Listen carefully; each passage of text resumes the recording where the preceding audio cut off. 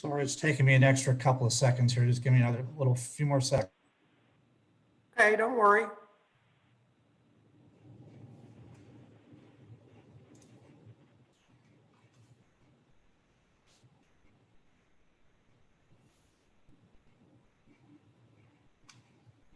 Okay, we're good to go. Okay, ladies and gentlemen, before we get started, I would like to make an announcement.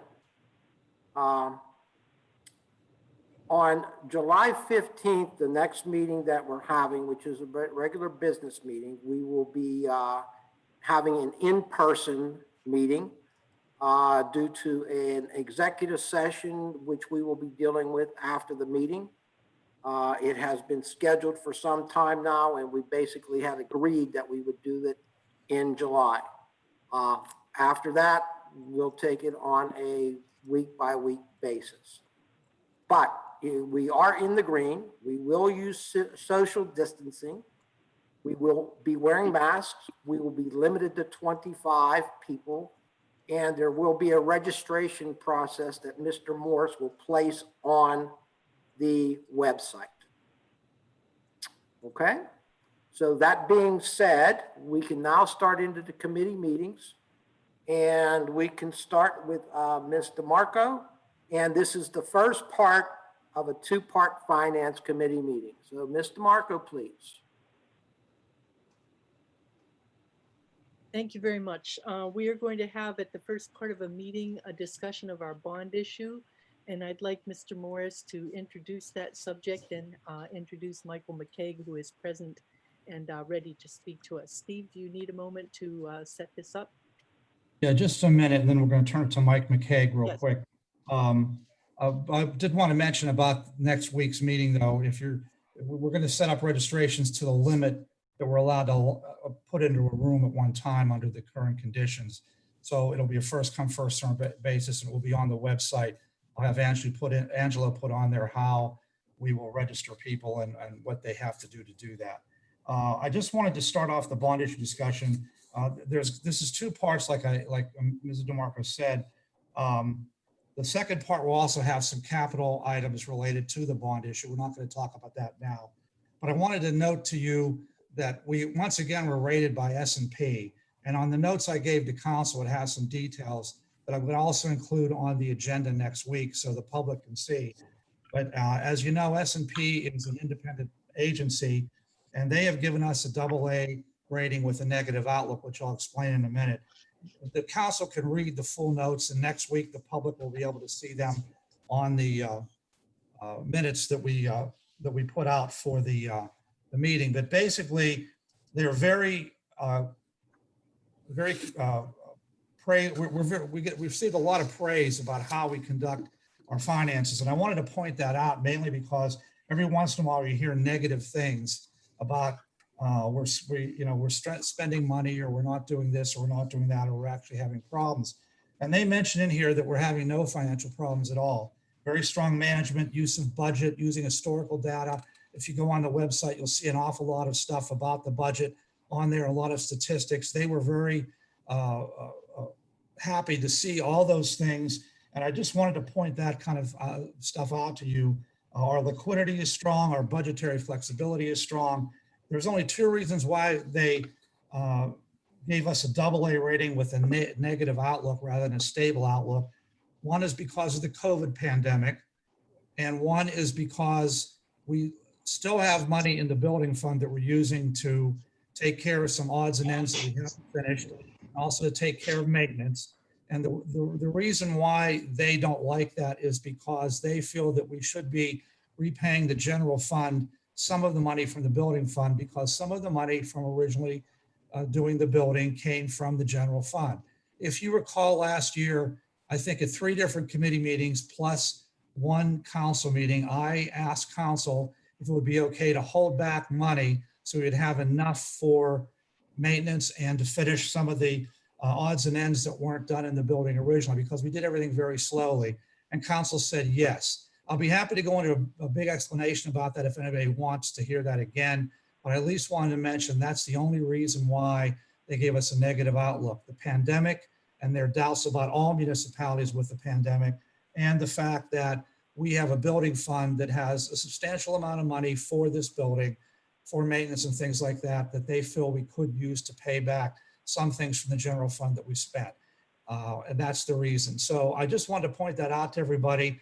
And again, if you have any questions on that, we can take that later or after Mike McCaig or separately, or I can refer you to last year's committee meetings and the minutes from June, I believe, last year, where we talked about that, if anybody wants to revisit that.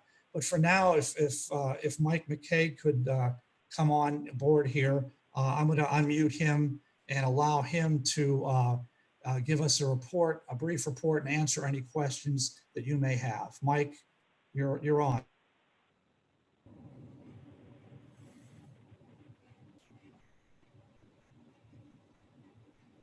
Can everybody hear me?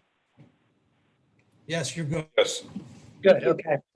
Just let me add one thing to what Steve mentioned about the rating.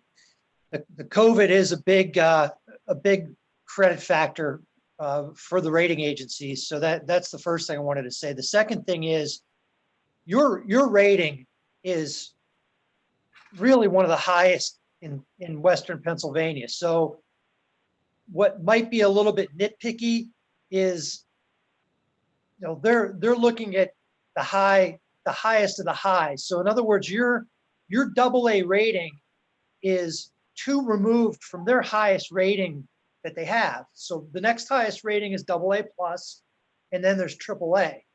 So if you looked around at some of the other communities in the Pittsburgh area, Allegheny County, southwestern Pennsylvania, there are only a handful that have your rating. So what they do is they compare other AA communities to other AA communities. So that's why it's a high standard to stay where you are. And that's why it's a challenge to stay at that high level. So that was the comment that I wanted to make with you. And it should really be something, a source of pride to have that high a level of security, a rating from the rating agency, and it was affirmed through this process. So I wanted to share that. The second reason for me being here this evening is to just kind of quarterback through what's already happened. We sold the bonds and we had a really successful sale, and well, you will be the judge of that. But I feel as if we really did a good job of coming through the market. As you recall, we originally decided, the original plan was to do half of this issue on a taxable basis and half tax exempt. The market kind of went back and forth, and then we got close to the point where we could do the whole thing tax exempt. We laid out a couple options for you. You put those, you determined that you wanted to add a little bit of money to the refinancing. We added a few more options you determined. And to make a long story short, we were able to really deliver what you wanted. And then the rates actually cooperated a little bit more. So to summarize, we went ahead with the bond issue last week. We were able to achieve savings of a little under $50,000 in this fiscal year, 2020, a little under $200,000 for fiscal year 2021. And then the way the rates were, and then the resolution that you had passed back in November, we had a little bit of constraints, but the long and the short of it is the total present value savings net of expenses over the next several years, the remaining years from 22 through 34 ended up being $366,000. So that's the total amount of money that you saved on this transaction. That equated to almost 7% of the principal that we were refinancing. You may or may not recall your savings target was a minimum of 1.5 of the principal that you're refinancing. So it was almost 5 times the target that you'd set back in November. So I feel really good about that. Your payments are going to be basically the same after 2021. your payments are going to be the same as you have right now. You have a 5-year call on this bond issue, just as you've had in the past. And then your true interest cost ended up being 1.86% on the entire bond issue, which, I think is a pretty good borrowing cost. So that's it in a nutshell. I know that we've gone over this a number of times, but I wanted to make sure that we had the opportunity to go over with council, and also if any individual council people wanted to ask any questions of me, because sometimes we come in, we do these things and we move on. I think it's important that you understood everything that we've done and had the opportunity to ask any questions. The closing will be on August 4th. That's the day that your 500,000 will be in the bank and available for projects. Yes, sir. Any questions Yeah. from any council I members? want to ask you to remind the public what was our old interest rate. I think it was like 3 point something, but could you remind everyone, please? Yes, I can give you the exact that exact number. I have it right here. You are right. It was in the 3s. If you bear with me, I can give you that. Probably should have written that down.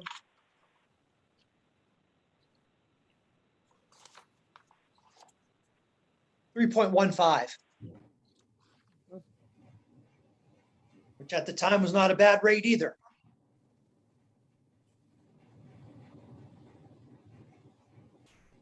Mike, this is Frank. I have a question for you. This, I guess, what is it called? A negative outlook based on the COVID, et cetera. I mean, did that have any material impact in terms of the terms we received for the money? Yeah, that's a really good question. I think if we would have taken this to market in November, it probably would have. But now there are a lot more negative outlooks in the marketplace because of the COVID. So the rating agencies are putting negative outlooks more prominently, if you will. So the market's a little more numb to it, I guess. So I don't think it had that much of an impact. It's something that you want to be aware of if you want to continue to aspire to your AA. Yep. But you read the report, you see the things that they're a little bit worried about. Some of them are really out of your control. I don't think it really had any effect on the marketing of the bonds, or very, very little effect, if any. And, assuming that, we can get through this pandemic without major catastrophic effect on the financial situation of the borough, I could really foresee the negative outlook being lifted sometime in the near future. All right, I have a statement that I would like to add, not related to the loan. Before I add this, does anybody have any other questions about what Mike has stated? I do. I wanted to ask Mr. McCaig, the issue in the negative rating that had to do with our building fund. When we complete those transactions and resolve that fund, probably putting whatever is residual after the materials are done, will that have an effect on improving the negative rating? Well, between you and I don't think it should have affected anything. Okay, But from their perspective, that will clear up that question. okay. I All right, don't think, Is there anything else on the bond, on the bond issue? Okay, I would just like to add, and I want to tie it in at this time, that at the last meeting, we discussed tying these funds to the particular projects outlined by Mr. Morse. I believe it was agreed to that we would do such a thing at the next meeting as well. So can we have Mr. Corbel put something together for us that would be in an ordinance form that would tie these two together? Bill, I think that's on the regular Finance Committee agenda later in the meeting today. We have a memorandum to that effect. Okay, I did not see it. Thank you. We'll deal with it then. It is on the agenda. Okay, I didn't see it. Thank you. Okay. Any other questions at this time from finance, from Mr. McCagg? Okay, if not, thank you, Mr. McCagg, for your, oh, Jack, did you have a question? Jack? No.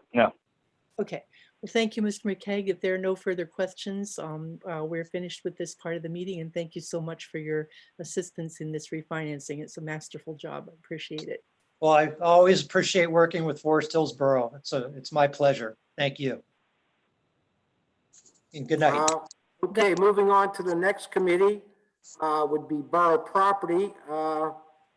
Ms. DeMarco, I believe you're the only one that we have available here.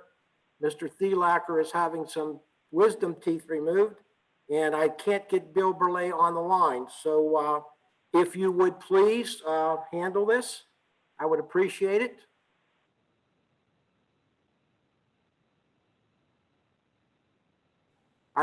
We lost your voice, Patty. You're muted, Pat.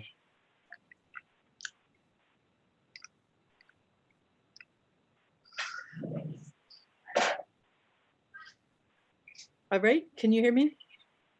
I can hear you, yes. Okay, thank you. I have to bring up the agenda in a size I can see. There are some managers' updates regarding the management of the office. Mr. Morris, would you please present those? Yes, just a couple of quick notes, and I'll let council read my notes in more detail. And again, anything I mentioned here will be on the agenda next week as a general part of the general report. After seeing what the county's been doing and as far as indicating that there's been a spike in cases, we were originally thinking about trying a soft, quiet opening this week, just for modified limited hours of the borough office. Not because we've had a great demand actually, but just because we wanted to try it. But I've decided we're going to wait and we'll revisit it later, considering cases there have been now and the increases. I surveyed other municipalities, and basically ones that are similar in size to us are pretty much doing what we're doing right now. They have a drop box feature, or they're letting people into their lobby to drop things off. They also are taking phone calls for appointments, things like that. But they're not fully open in any respect. So we're pretty much doing the same thing. And of course, if anybody calls, we'll talk with them or arrange to meet with them. If they submit something in the Dropbox and they need a receipt, for example, for a payment, they just have to indicate that. We'll send them a receipt. So we're going to still do that. I've also been consulting with Steve Morris on this, and he agrees that with the procedures we have in place, we should remain closed as long as possible to try to keep this bottled up as much as we can. So I know there are a few larger communities, Hampton Township, McCandless, and I think maybe Upper St. Clair, that have a little bit more open time, a little bit more of an open building than we have. But then again, they're larger, they have more staff, and they have a bigger building. We're also going to be hitting vacations coming up here. So for that reason, I've decided to wait. Now, we are investigating whether or not we should sanitize the building. I want to talk to Chief Williams about this separately. I haven't had a chance to do that yet. We did have Bactronics, as you know, do the playgrounds. We were thinking about them as well. And we talked to them briefly. We're getting a quote from them. We believe that some of this stuff may be reimbursable, assuming that FEMA or PEMA comes through, as they've indicated they might. So in any case, I want to let you know we're considering that. We anticipate it probably cost a couple of $1,000s to sanitize. Bactronics sanitizes twice. Their second coating allows supposedly for a longer period of time that they give to protection. So in any case, that's one reason why we're looking at that. But we'll consider other things as well. Like I said, the chief and I will talk a little bit about that, and we won't go overboard certainly on it, but we're looking at that. Does anybody have any questions for me about that? Steve, I do have a question. Will that decontamination be done by the 15th of July for our council meeting? Probably not. Okay, Probably not. okay. All right, any Uh, other questions on that part? I mean, the council meeting, just so you know, we will have, we of course will have our staff continue with spraying and using, cleaning. We'll do that in advance as well. Okay, all right. Ryan Glen Park work, the Yeah, Ball Run culvert is being. Yeah, that's just a reminder. I Yeah. mentioned this last month. The reason being that PennDOT is going to be doing massive amounts of work on Ardmore, more than what they're doing right now, as many of you know, once they start digging up and replacing culverts. There's at least 2, maybe 3 places they'll be doing that. One of them will be up by Ryan Glen, and because part of that was purchased through a grant from the state, the PennDOT was required to reimburse us an adequate amount that DCNR believed would cover the cost that of damage they would do. Of course, PennDOT still has to, of course, put things back the way they were, but that money then is stuff that we can use either to do something more with Ryan Glen or one of the other parks. The only thing about it is that DCNR wants to know what we want to do before we do it. They don't want us just to go ahead and spend the money. So I just put this on there as a reminder. I'm going to keep it on here as a reminder. There's no reason why we need to do anything with that now. And you may want to wait until PennDOT is done anyway. They won't probably do Ryan Glen, the culvert there, until next year. That's what we anticipate anyway. And so consequently, I think it'd be better if you waited. But regardless, you might want to think about projects you might want at that park or another that you can use that money for, and then we will run it past DCNR and see if they're okay with that. That's the only thing I wanted to mention about that. Okay, thank you. May I have the engineer's report, please, Mr. Gilland? Thank you. The spray park has been completed and is in operation at the pool, replacing the baby pool. We have requested that the remaining funds, grant funds, be switched to electrical upgrades, which are needed at the pool lodge, but have not received approval from the county for this as of yet. There will also be some money available for pool furnishings around the pool. The pool caulking project that was completed a couple months ago, there was a section of defective caulking found, which was causing a leak. We had American Leak Detection come in and find that and temporarily patch it. It will receive a permanent repair when the pool is drained in the fall. And the contractor, Marianne and Richards, that did the caulking, will assume responsibility for the American Leak Detection's work. Okay, good. The bid opening for the DPW building roof is scheduled for tomorrow at 11 a.m. Bid results will be available for your consideration at the July 15th business meeting. And finally, we are preparing a blight remediation grant application to the Pennsylvania DCED for the demolition of 21 Marion Avenue. Total cost of the demolition would be $22,000. The grant would cover 90% of the cost, or $19,800. And there'll be a resolution up for consideration at your business meeting on the 15th to authorize this application. Okay, are there any questions? Yes. Yeah, Yes. I have a question on that. Dave, where's this demolition coming from? As I own property next to that, so it's obviously a question of mine. Why are we demoing it? Why isn't we trying to sell it, force it to sale? I asked Mr. Zazelle for a list of sites that needed demolished, and that was the only one he gave me. So it strictly came from code enforcement. Yeah, I mean, it's a brick structure. I could see if it was a Mhm. frame structure. Mhm. There's nothing wrong with the property, and it should be sold. Knocking down and having vacant lots in the borough is not going to get us anywhere. And no one's ever going to build on it. So That's true.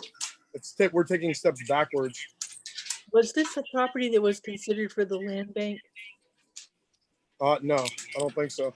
Okay, There's Yeah. numerous Patty Yeah. the basically essentially the history on this is the mortgage has been sold to 7 different companies in like the last 2 years.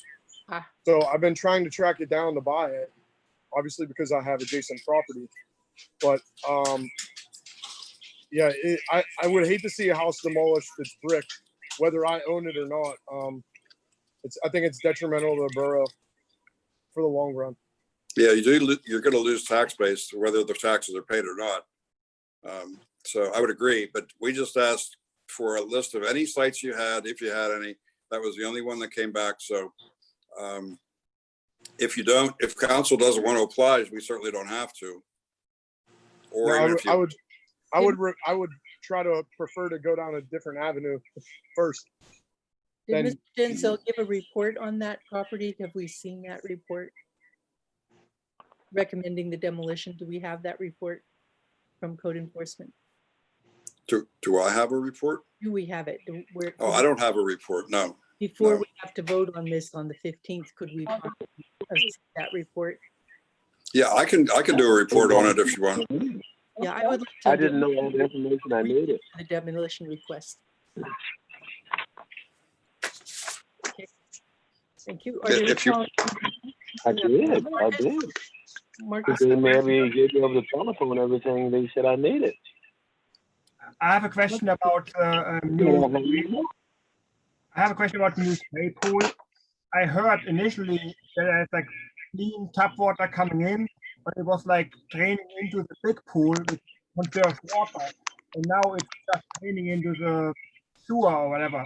I wonder why that changed. But I thought it was a good idea to drain into the big pool, because the big pool always takes water for evaporation. Mhm. You know why? I think it had to do with the elevation of the land and the way the water would flow by gravity. I believe the initial proposal was to have it go back in and circulate with the pool water.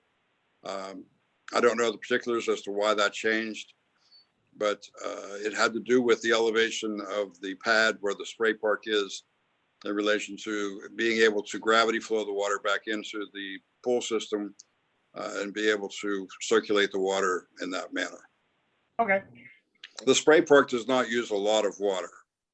So there's not like we're wasting a lot of water or running up the water bill. It's actually sprays. It doesn't, it's not a hose. And it only runs when someone pushes the button. So if you push the button, it comes on and sprays for, I'm not sure of the time limit. I wasn't there when they did the programming. That was between Public Works and the contractor, but we can regulate how long it sprays. If you push the button, it can spray for 5 minutes or 15 minutes or whatever you decide to set it at, and then it's off. Okay, I was just curious about it. Sounds good. Mhm. Okay. You're welcome. Any other questions or comments? Mr. Morris? Yeah, just so you know first, Mr. Belay is now on, and I want to let him know I'm unmuting him. Bill, you're unmuted. Can you hear us? Yeah, I'm muted. No, you're not now. I'm People can hear you. Oh, I'm not now. Oh, wonderful. Thank you. You're permanently unmuted, just so you know. I just didn't want you to talk without realizing that you're on, unless you can mute yourself. I don't know if you can or not, because you called in a different All way. right. Thank you. Okay, but you Yeah, I feel are. left out. Okay, Mr. Okay. Steve, I'm Second. lost on the screen. I'm not up on the What's screen. that? No, Mr. Morris, Yes, I'm not on the screen. your video isn't, no. But you can hear me? We can hear Mr. Belay, Hello? yes. All right. Thank you. Okay, Sorry I'm late. does Okay, anyone Bill. have any other comments on borough property? Wait, I'm sorry. Yeah. One more thing. So I just want to be clear, what's the resolution about the demolition grant? Are we doing anything? I wasn't clear on that, and I was typing some notes, so I missed part of it. Are we doing anything? Are we holding on that? I think we wanted to see the zoning enforcement recommendation before we make a decision about that. So if the zoning enforcement report is available for the 15th meeting, we'd like to evaluate that before we vote. Okay, so there is no resolution for next week's meeting, no vote on that. That's more information needed from Mr. Gilliland, Right. correct? Right. Okay, all right, thank you. That's all I Mr. have. Gilliland, he's going to do the report, right? Dave is going to do it. Right. Okay. Right. Okay. Okay, that ends the report. Thank you. I have one item, number 4.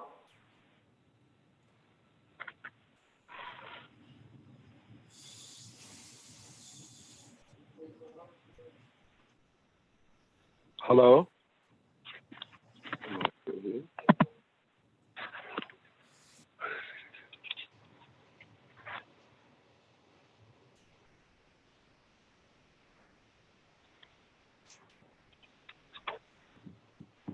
Bill, you're on mute. I'm sorry. Thank you. Did I get muted? All right. No, she's speaking to Bill Tomasic, Mr. Belay. We got 3 bills. I'm sorry. No, that's not a problem here. Okay, so security and soundproofing, we do have monies available, and we do need to put some monies into the soundproofing, which we thought was a secure room that we have been using for discussions and negotiations, et cetera. I do not want to be meeting in that room to discuss anything unless it is soundproof, which makes it very difficult to run these negotiations. So if we do have monies available, then we should use some of that for the soundproofing. Mr. Morris? Yeah, when we were building the building, we realized that sound was going to be a problem, not only in that room, but also in the 3 larger rooms, the library, the community room, and the council meeting room, and that was because of the way they designed it.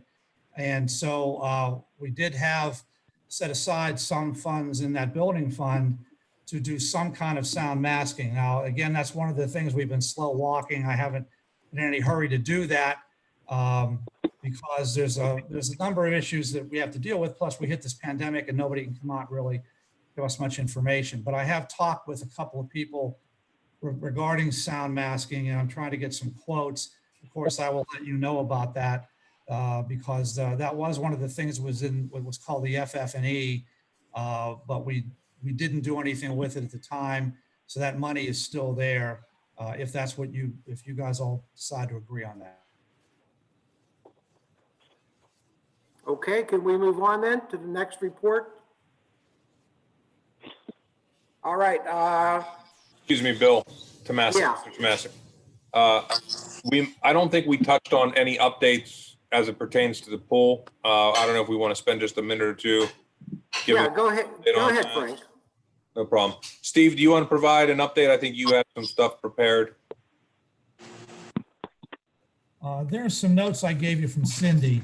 I asked her to summarize some things, and I made a copy of them for you. Basically, as you know, we're shut down at least through Friday. I don't know if anything will be extended. We had some other questions about some people who may have been in touch with people who may have been exposed to coronavirus. That's essentially been the situation with this whole thing. Not so much that anybody either in the Public Works Department or at the pool has tested positive for it. It's that they were associated with people who may have tested or who may have been exposed to it. We just don't know that. We heard that one lifeguard from the pool the test was released today. One of the ones we were concerned about, and they were negative. There was one Public Works employee who was tested. We're waiting for a response on that, but they were tested a couple of days ago. I think they told us it'd be 48 hours minimum to get a response. I don't know if there is anyone else necessarily. I know that Lynn and Cindy were talking about potential that somebody else may have been again exposed because a friend had been exposed. So again, no direct contact, but we're looking into that as well. And I know that one of the lifeguards' moms wanted to get a test too because she wanted to make sure she was not exposed and also contributing to the problem.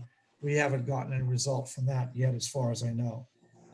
We are going to have a new phone system in there to help with the backlog of calls for registration once we do reopen. Of course, we're still maintaining the social distance, mask requirements, and things like that. She's hopefully going to schedule the staff to come to work on Friday if everything stays the same, so they can get ready for opening again on Saturday. Again, pending discussions with the mayor, with Keith Morris, and anyone else involved from the the various departments. That's basically. I think that covers everything. So just to be clear, for anybody who may be listening on the YouTube channel later on, if they're going to listen to this later, just the decision to close was basically made in an abundance of caution, right? Until we were able to, for certain, determine that all members of the staff were testing negative. We thought it was the prudent thing to do. It just, of course, happened to coincide with the hottest week of the year, which was just the way it ended up playing out. But, you know, at the end of the day, it's about keeping our staff members safe, the patrons safe. And because of that, that was the decision. Assuming we'll reopen either Friday or Saturday this coming week, an announcement will be made both on the borough's website as well as the Forstall's pool Facebook page, etc. So just keep your eyes open for that. And that pretty much rounds it up. Thank you. Okay, we can move on now. All right, Mr. Gorel, Public Works, please. Thank you. Dave, you want to give us a engineer report? Sure. There's nothing really new in my report this month. The 2019 paving project, we're still waiting for a section of defective paving to be fixed on Watt. That'll be done when the 2020 paving project is done. We have prepared a change order to delete Decatur and Lee and add the unpaved portion of Lennox to the project for a net reduction of $43,797.50. Paving will be done upon the completion of the Cherry Valley water line, which should be done. It's in progress now and should be done by the end of July, hopefully. If not soon after that, I would hope that we would get the paving done in August. Any questions on the paving? If not, the only other thing I have is that. I have a question on Cherry Valley. Sure. Like, I noticed the water line kind of flips back and forth from the right side to the left side of the. I thought the contractor was supposed to pave half of it. But pretty much, I wonder how they can pave half of it because it's pretty much like the entire street. I'm sorry, what was your question? I think the contractor only needs to, like the water authority only needs to pave half of the street. No, we're going to pave the whole street. They will do the whole street, okay. Because Yeah, we're going to do the whole street. The contractor for the water company is only doing the trench. okay, The base material. He's putting 7 inches of binder in. And then that'll be up to the level of the asphalt that's there now. And then when he's done and pulls out with the whole job, our contractor will come in, mill off the 2 inches or 2 and 3 inches, I believe, or whatever's there, down to the concrete and repave the street with binder and wearing. So we'll have a completely new street. They're only doing the trench itself. And then we will be getting some money from the water authority to compensate for what they would have had to pave over their water line trench. okay, makes sense. Thank you. The only other thing I had was just no update on the MS4 project behind the park and ride lot. I believe the solicitor is working on an agreement with P&L Investments to allow us to use that property and that pond for the sediment reduction project, which is required. It's not required until 2021, so we're still ahead of the curve on this, but it's in the works. That's all I have to report. Thank you, Dave. I spoke to Jimmy today in passing. Obviously, Thomas is out, so Jimmy is not really good with computers, so that's why he's not on this evening. But I did talk to him in regards to the tenant or the individual that emailed me regarding street sweeping. So that is on his list for this month. The only other issue I want to bring up is I was at the Borough Building. I don't know if it was today or yesterday, and noticed a Public Works employee sitting in the garage. Again, I don't know where this came from, and I'm hearing it through the grapevine, but it is my committee. I do chair it. I don't understand why there couldn't be an email correspondence of he just came back from vacation, could have tested positive. I don't understand why I'm not in the loop on things.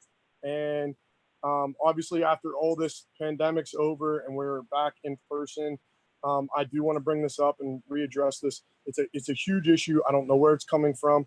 If it was a last minute decision, I get it.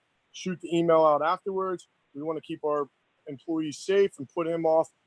He could have came in contact with it, fine. But I need to be in the loop of things because people were asking questions. They're noticing this. Residents that are coming up and dropping stuff off. There's one guy sitting up there that, you know, this and that. I have to answer these people. So at the end of the day, I need to be filled in. And I brought this up a few other times in the past. And I think it's just an issue that we need to go over as a whole. Because if anyone's making any decisions on anyone's committee that you're not a chair of, you need to fill in the chair so that I don't look stupid when I'm talking to someone saying, oh no, we're actually just splitting into two crews and that's it, you know, and I wasn't aware of this. Steve? Yeah, I'm sorry, Bill. I did send an email out. I thought you were copying on it. It's okay. It's like I said, Copying I on it. understand stuff happens and I'm Yeah. not blaming you or anyone. Other No, stuff no, has it's happened my in the fault. past. If it wasn't followed up, it's my fault. I should have, he came back from vacation and, you know, based on what was happening, we wanted to isolate him temporarily. So the only other place we could have him work out of was up here at the garage. Perfect. Access to the bathrooms in the main part of the building. And he was mainly cutting grass and things like that anyway. So he would be up here a lot generally. He had his own truck, things like that. Again, I apologize, Bill. You should have had that. I don't know what happened. Thank you. That's all. That concludes my report. Okay, fourth committee, Mr. Lawrence. Yes. Yes. Okay, Do you hear me? ready? Yeah, I'm muted. Am I unmuted now? And I think I'm unmuted now, right? I Yes. can hear you. Okay, good. Actually, I double muted on the system and on the phone, so I get confused. Yes, Mr. Morris, if you can proceed.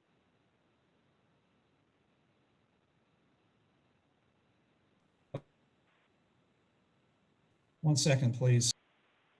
Sure. Okay, I want to let you know just briefly about a couple of things. I gave these notes to council, and again, I'll put them on the agenda next week as part of the general report so people can read them. Two things. One that's more important is the first thing. We received from ICMA, that's the organization that I belong to and the borough is recognized by, notification just a few days ago that we were awarded the 2020 Strategic Leadership and Governance Award for our category in under 10,000 population grouping.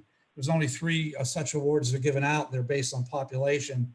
And you can read the notes and the public will be able to read them next week when I publish them on the agenda. But basically it recognizes innovative programs or processes that have significantly affected a local government organization's culture or strategic direction.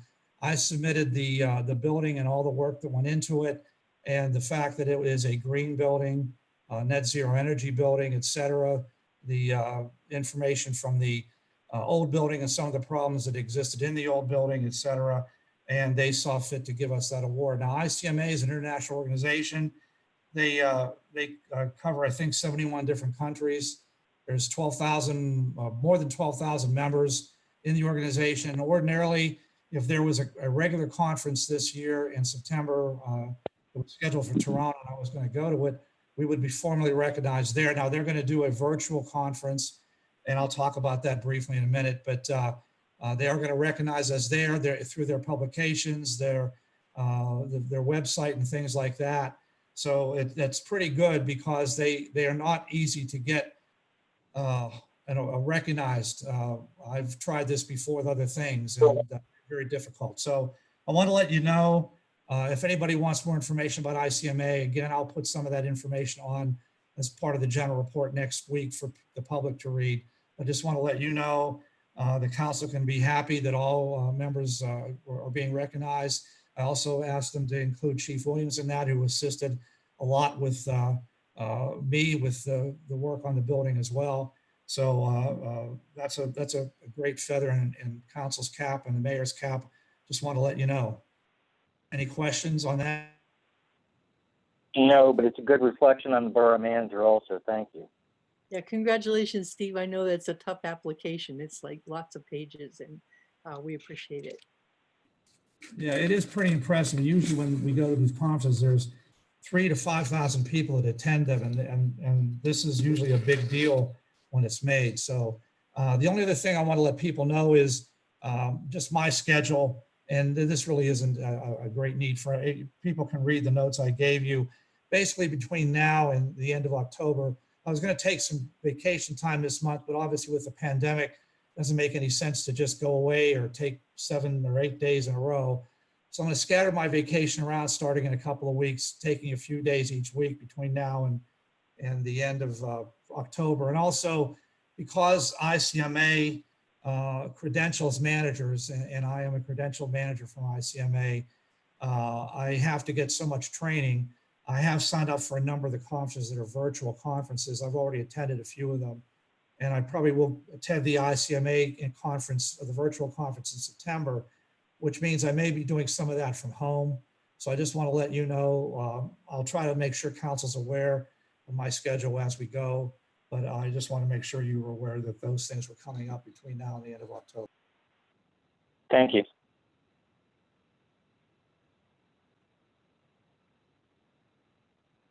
That's all I. Anything else?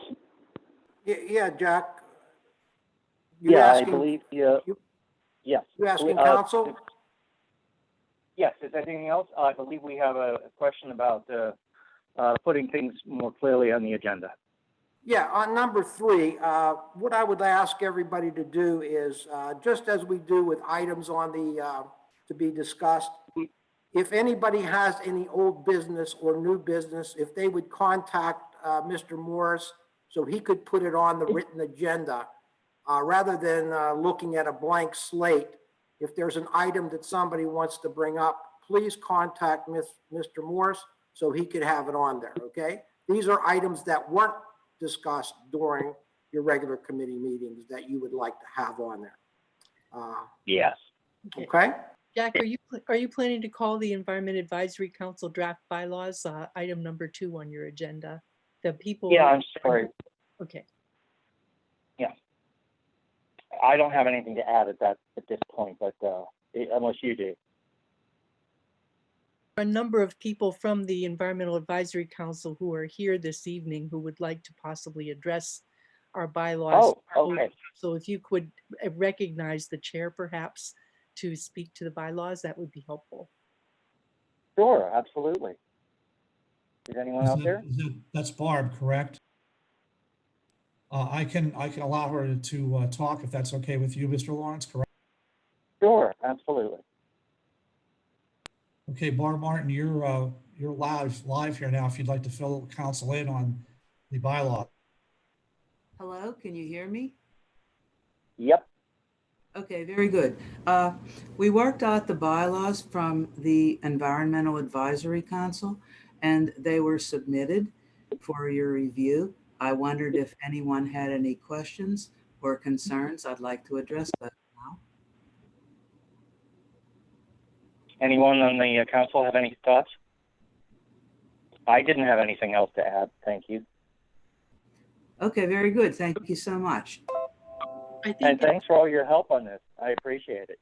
I'd just like to say that Barb and the committee have done a tremendous job of actually taking their responsibilities seriously, reviewing the obligations in their charter, and adopting bylaws is certainly a formality that many of our advisory groups don't bother themselves with. So thank you so much for your diligence in exercising this and in the professional manner in which you conduct this council. Thank you.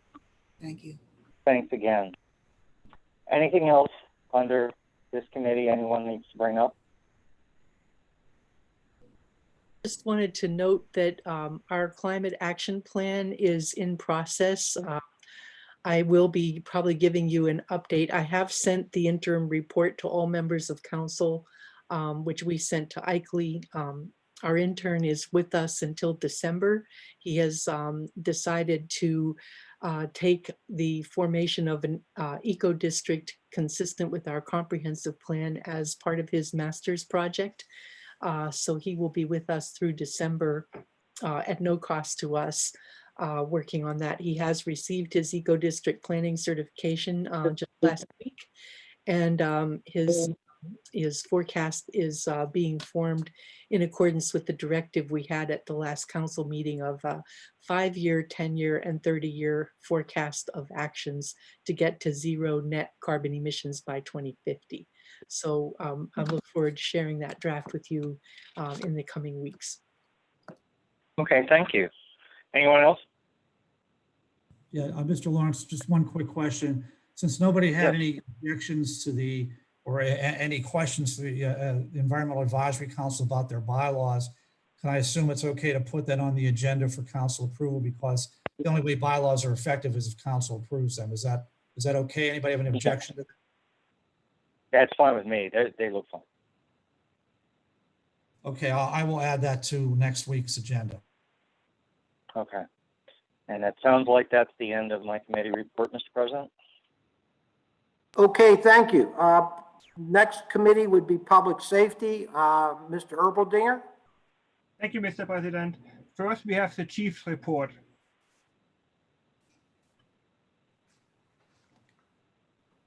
Thank you, Mr. Erbaldinger. If you haven't already experienced the event we have going on Ardmore, the state construction company is now currently in Forest Hills. They've made it from Route 48 to us now. And as of Monday, this construction job has started. Both lanes in both directions have been affected by this.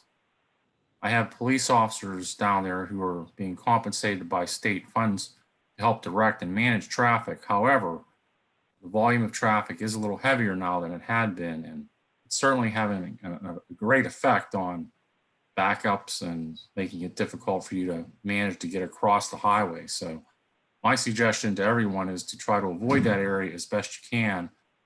We do have a nice new road up on Greensburg Pike that's completed now, so you can use that, or maybe Britton Road would be another option.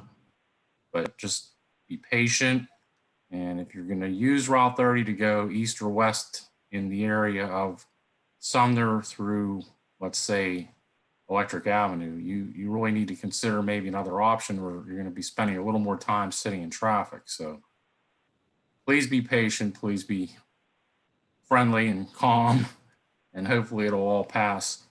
This job, at least this portion of the job, should be completed by Friday. So they are moving very quickly, and they are working from 6 a.m. to 6 p.m. on a lot of days. So hopefully we'll have this done and it'll be cleared up and it'll be a nice new roadway to use. And I know that the final coat will probably come in play maybe in August or September. So we may have to relive this a little shorter in the future, but for right now, we do have to be reasonable and cautious and patient. That's all I have. Thank you, Chuck. Next, we have the EMS report, which is in the attachment, and fire department, their report and their bills. They make sense to me. Chuck, do you have any comments about that? No, sir. All right, so we're good with that. And then we have complaints received. I mean, that's one of those, I don't know, extensive use of fireworks. There's nothing we can do about it. I mean, it happens every year. And the fire whistle, we get complaints about that every second or every third year. And I think our fire department, they clearly said they like the fire whistle, even if they have electronic pages. So I'm not sure if there's anything we can do. Anyone has an opinion on that, the fire whistle? We already have it a restricted form. I believe it's like 11 p.m. until 6 a.m. or something. So I don't know. Yeah, I believe we addressed this and tried to do as much as we could. So I think we have to stick with where we are. Thank you. All right. Then we have police practices, police reports. Chuck, do you have anything to report on that?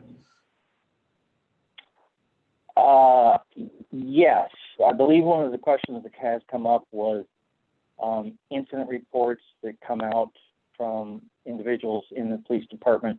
Perhaps there should be sharper and more specific protocols for those to be done, including specificity of the information in them and the timelines for which they must be produced.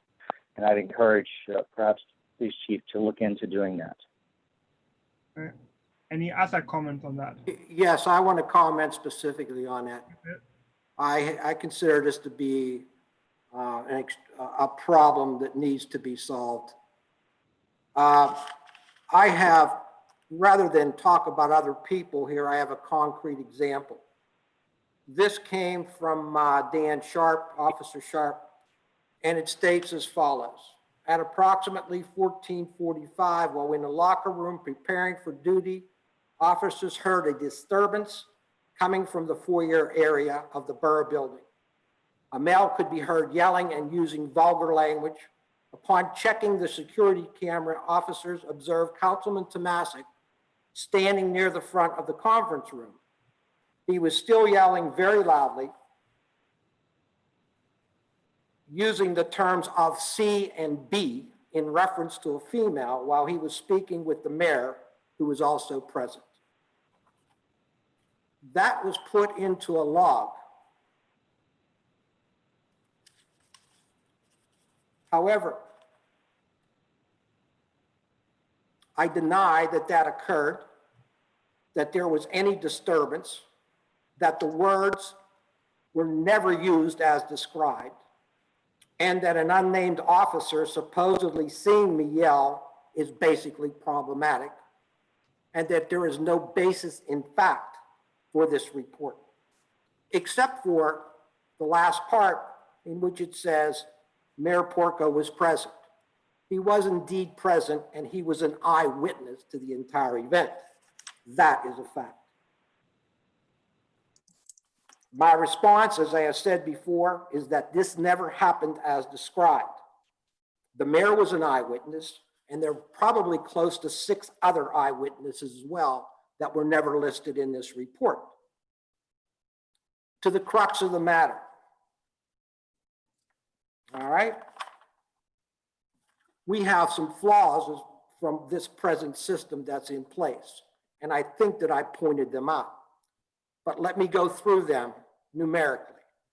Number one, this present practices we have permits an officer to write or record anything without verification.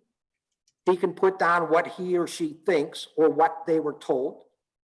The officer in this case lacks identification of the people in there, simply giving an unnamed person.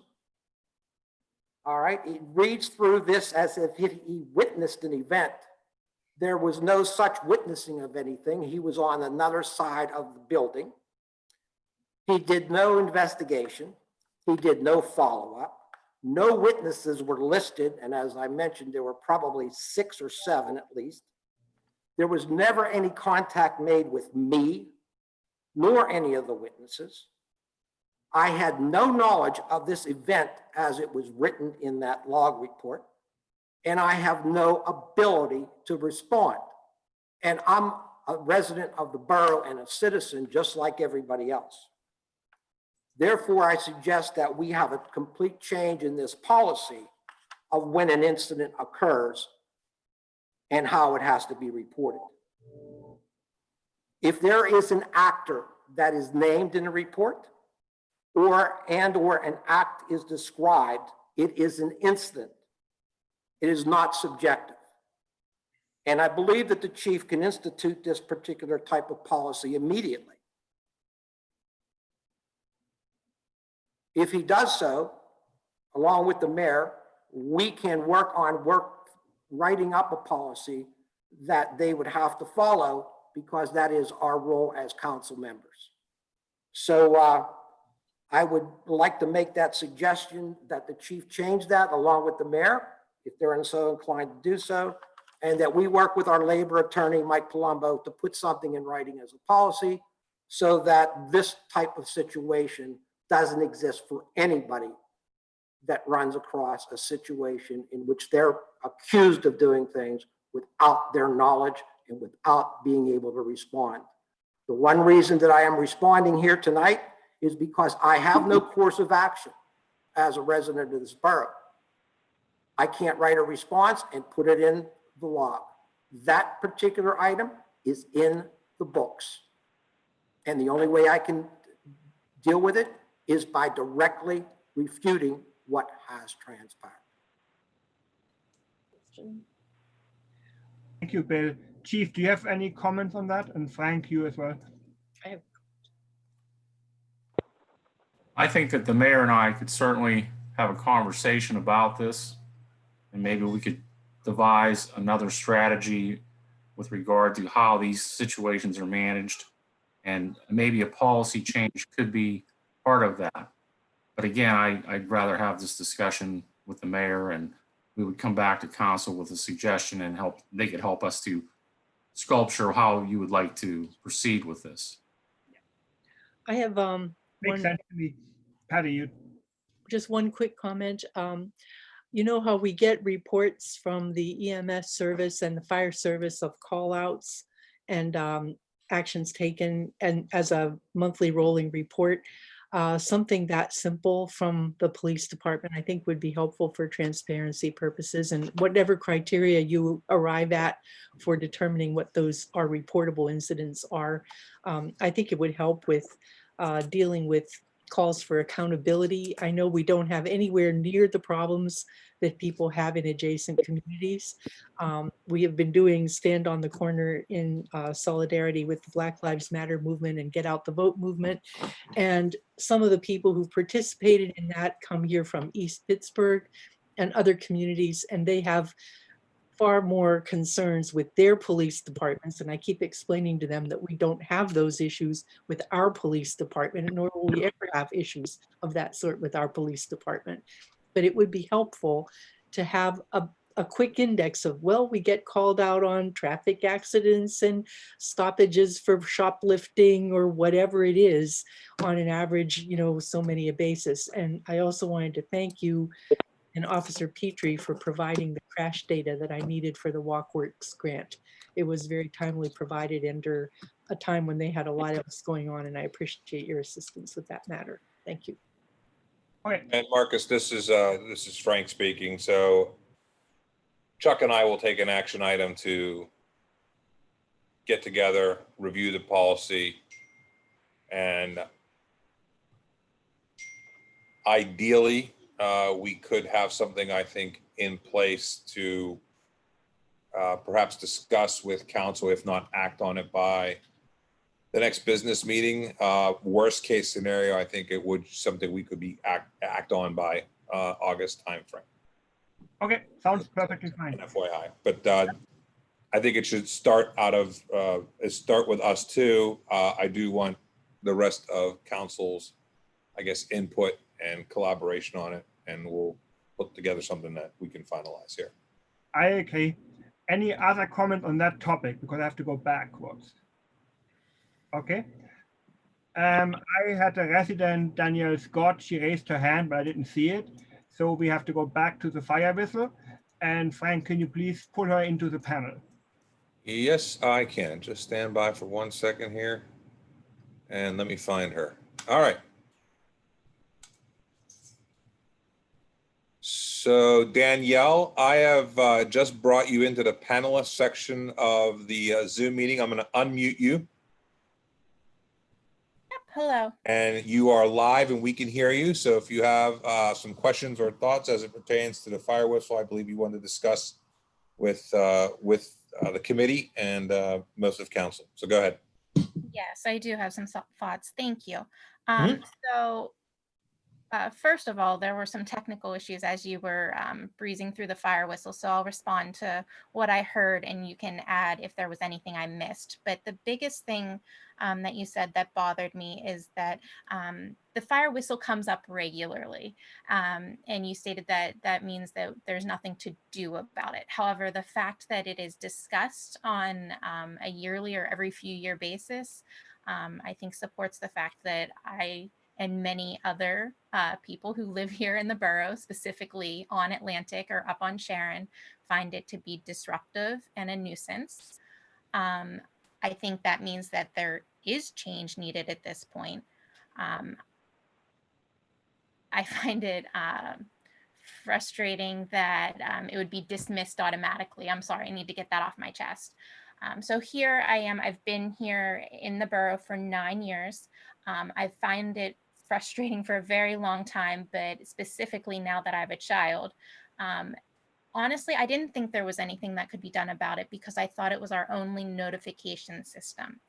Hearing that they have a different notification system in place that works overnight and works during church service on Sundays tells me that there is not true purpose for the fire whistle, that there is a different notification system that is working all of these other hours of the day minus daylight hours. With that in mind, I find it really unreasonable that we still set this whistle off regularly. I don't at the moment have other comments and other evidence. However, I would be happy to gather signatures and to gather public comment.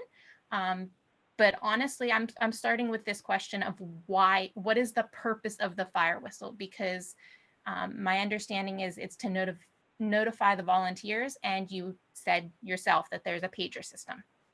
So I'd love a response to that. I'd love thoughts on what I should do and what evidence I should gather, because I don't intend to put this to bed. It's a daily nuisance in my life, and it's disruptive to a lot of people. It's disruptive to people who have to sleep during the day, who work different shifts. I mean, it's disruptive to my dogs who have anxiety over it. I'm sure that I can gather public comment. However, I'm sorry, I will stop. I will let you respond to that. If you would, I would give a brief history if you want me to. Okay, yeah, I would have done the same thing. You can do it, babe. Okay, so we've had discussions about the fire whistle over many different years, about many different ways to deal with it. And our primary concern is the fire department and the safety of the residents of the borough. It used to go 24/7. So what we did was we decided that if we could find a different way of communicating during that time, during certain time periods, we could change when the fire whistle or siren was going to go off. So what we did was we said that we'll set up a specific time during the course of the day in the 24-hour period from, I guess it was 7 to 7. I can't remember the exact numbers, so that during the night it would not go off. However, the concern from the chief, Jim Thielacker, was that during the course of the day, when they're working and there are all kinds of different noises that might affect their ability with their own equipment being transmitted in terms of the messaging, that it would be better if they had the siren go off, because then they would be made aware of it. And that's the reason why we changed the hours, and that's the reason why we kept the siren on during that particular time frame. Was because of the safety issue, enabling them to hear it regardless of what they might be involved in. And that was the basis on which we made the decision to change those particular time periods and to use those methods. That's the history, to the best of my abilities, over the years in trying to deal with this particular problem. And at 9:45, we have our curfew whistle too. So that's actually not related with the fire department. But Danielle, like Bill summarized exactly what happened the last time. I think it was 2 or 3 years ago. We reduced it from 24/7 to like daytime, but I believe it's like 10 p.m. So I'm happy to talk to the chief in the meantime, and maybe we can discuss it at the next committee again. And I will get latest research from the chief. But like Bill said, the fire department explicitly really requested, and they had good reasons. And also they said it's good for the residents to be warned that fire trucks are going to be coming around and things like that. But I'm happy to talk to the chief and get his latest opinion on that. We can discuss it back at the next committee. Yeah, please do, because I left him a voicemail to try and address it directly and to find out his reasonings. I would like to think that I'm open to hear those reasons, but I never got a return call. I do think it sounds like that you changed the hours a few years ago and you found the replacement notification system to be effective. And my argument is that it would also be effective during the day. That went from what I saw on the website, there are 32 volunteer fire department members. So for 32 people, you are hoping that those 32 people will not miss their phone notification. So I think it's not realistic that they would not realize they were getting a notification enough to respond to an emergency. And there are many more people who live here in the borough that are inconvenienced daily because it does go off regularly. It likes to go off every afternoon, especially during nap time. So I don't want to drop this. I would love to hear a response for it. But I am also very open to gathering other evidence from the community about this because I find it to be extremely disruptive. Thank you for listening to my comments. Thank you for giving that history, Mr. Tomasic. And I definitely look forward to getting an update soon. I would love if somebody could tell me what is the next meeting for me to attend to receive that update. It will be the committee meeting in August, beginning of August. Right, thank you. And I think that was the last we had on public safety. So that's it with my report. Thank you. Sixth Committee, Planning and Zoning. Mr. Burley?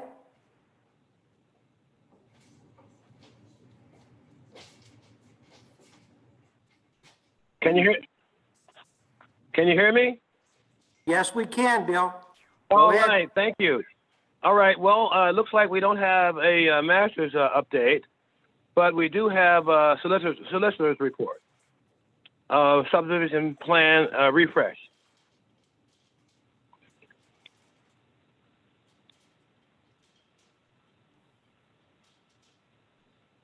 Do we have a solicitor's report? Yeah, Okay. Sorry about that. No problem. So if council remembers, I think this happened in January or February. It was when we were still meeting in person. Council refreshed a subdivision approval that I've referred to as the Harvey subdivision. Based on COVID and a couple other extraneous matters, they were unable to record the plan within the 90-day period. So they've asked if we would refresh or consider refreshing that approval at the business meeting in July. So I personally do not see any reason why we should not do that. It's really just a checkbox administrative issue. So I'm hopeful council will agree that Mr. Morris can put that on the agenda for next Wednesday. I'll be sure to provide Mr. Morris with the appropriate motions, etc. Sounds good to me. Can we do that? Okay, if there's no objections, that's it. And that's all I have on that matter. All right, thank you, Steve. Well, that's the end of my report. That was it for me. Thank you, Mr. President. Okay, thanks, Bill. Let's go back to finance. Mr. Marco, part 2. Thank you, Mr. Chairman. We have a number of issues to deal with in finance. If Mr. Morris would give us his update on the cash flow and the budget revision first. Mr. Morris. Yeah, I'm going to share my screen briefly to show you a couple of things. Hopefully.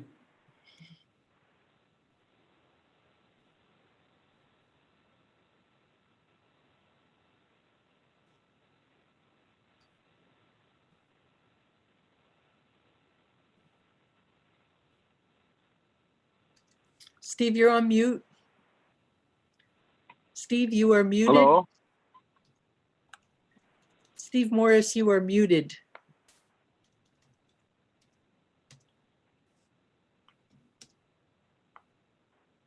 I don't know, I'm unmuted now. Okay. I thought I've been pressing this. I don't know what happened. Let me see. Maybe when I shared my screen that caused it. You guys got to get away from that space bar. Yeah, you turned off your sound again, Steve. There you go. It's on. Yeah, I had it on, but I didn't think I needed it. Anyway, I'm showing you the graph that I usually give you that summarizes where we stand. And the red line right here by the hand on the screen is the current year cash flow. And going into, leaving June, going into July, we were at 1.26 million, which is one of the lowest numbers from the recent years. Steve, I'm sorry to interrupt you, but your your index there's- is showing, not the graph. yeah, there's some latency on your screen. We're looking at your files. Your graph isn't showing yet. Never mind, I won't show them then. Do you want me to show it from my screen, Steve? Would that be helpful? If you can, go ahead. Hang tight for just 1 second. Let me get there. Critical. You're talking about the cash flow management screen? The cash flow chart that I had. So Okay, I'm, just hang on 1 moment. Sorry. Share screen. it's not that big a deal. Oh, okay. Is that- Here it is right here. Is this what we're talking about? Yes. Yeah. Okay, let me just blow it up for you. Okay, there's a red line right there that shows you year to date for 2020. And I just want to let you know, this is where cash stands, 1.26 going into July from June. We're certainly stable, but it is lower than it has been recently. And of course, that's understandable because we haven't been getting income from the pool until recently, and some other incomes have been lower. I'm going to talk a little bit about that when I talk about a revised budget here in a couple minutes. But I didn't know if anybody would have any questions about this, so I wanted to bring it up. No questions? Okay. We can forget about Well, that. we did Frank, you can- summarize the revenue and expenses for 2020. We got a number of handouts regarding that. So it did review the reductions in EIT and a couple of other.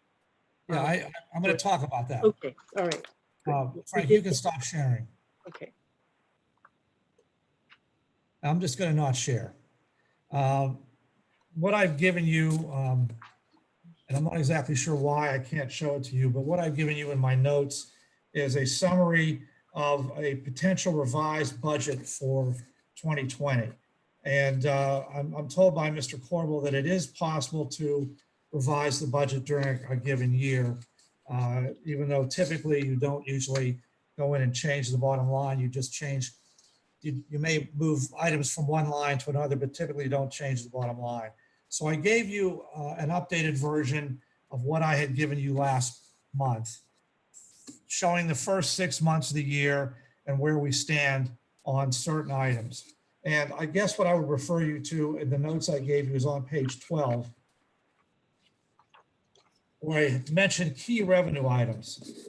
I'm not recommending that you revise the budget unless you really want to, because some of these items are very uncertain. And the main items, the main revenue items that are uncertain right now include earned income tax, real estate, and the RAD tax. Earned income tax, we've received about 83% of the budget for 2020, but that's not really a significant loss because it's only about 4% less than the year-to-date last year. When we budgeted for this year, and I'm afraid I'm going to get lost in the weeds here. Maybe I shouldn't even go into all this. But when we budgeted for this year, we automatically budgeted less for this anyway. Last year, we took in over $1 million and earned income tax. I did not budget for that amount.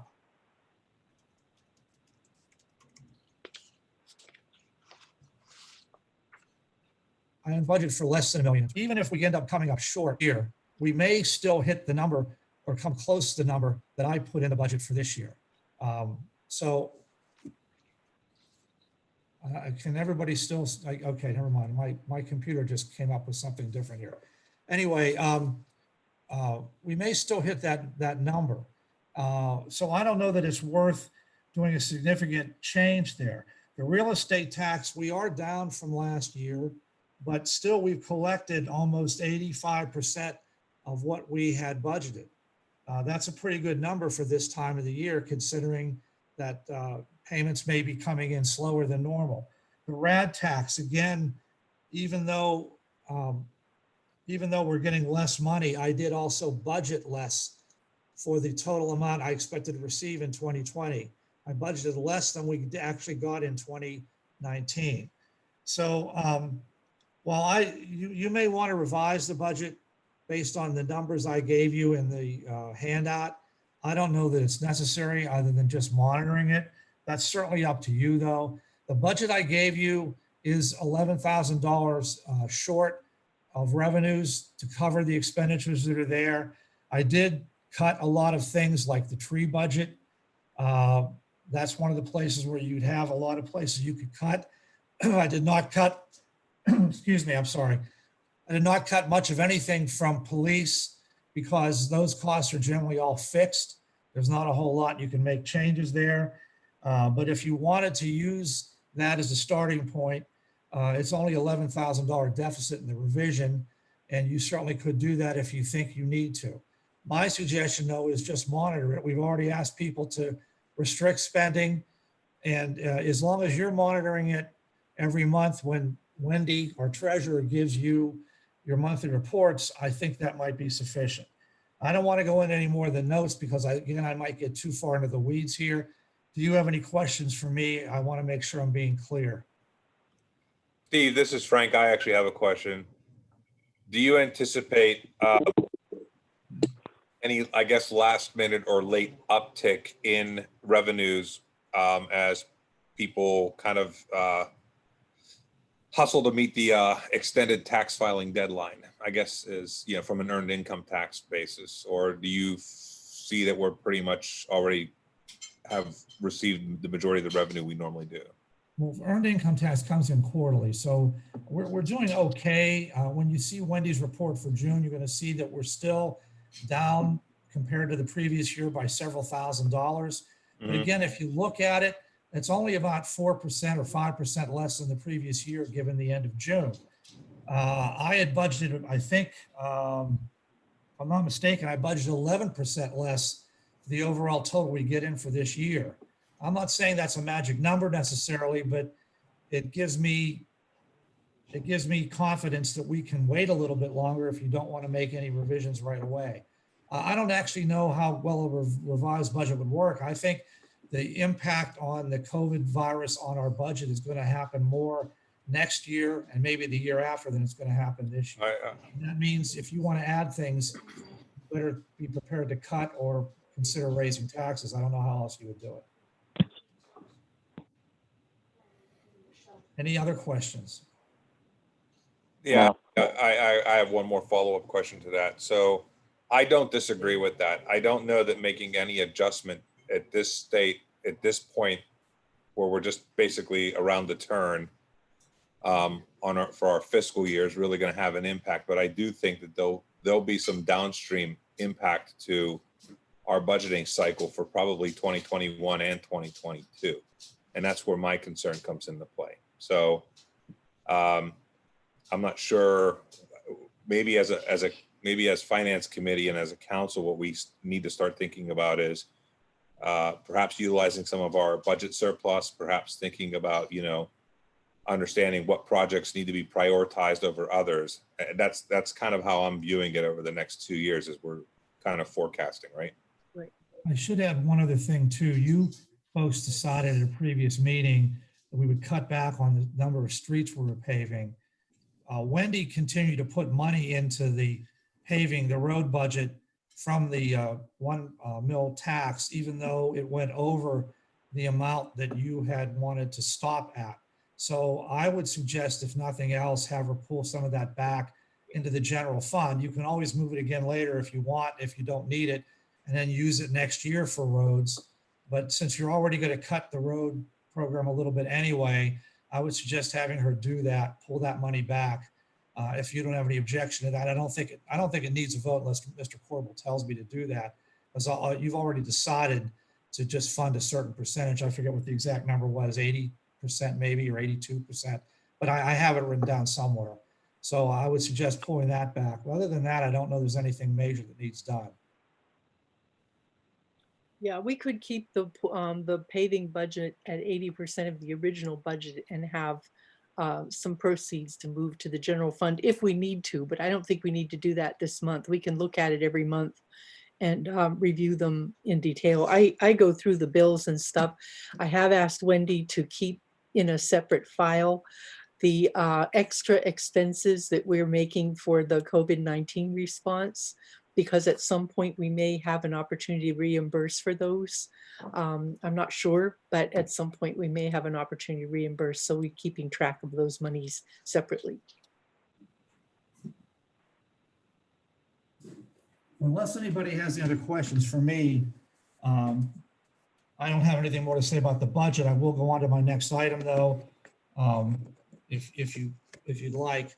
I did put in a summary of other funds there too and how they were doing on the notes I gave you. You can take a look at them.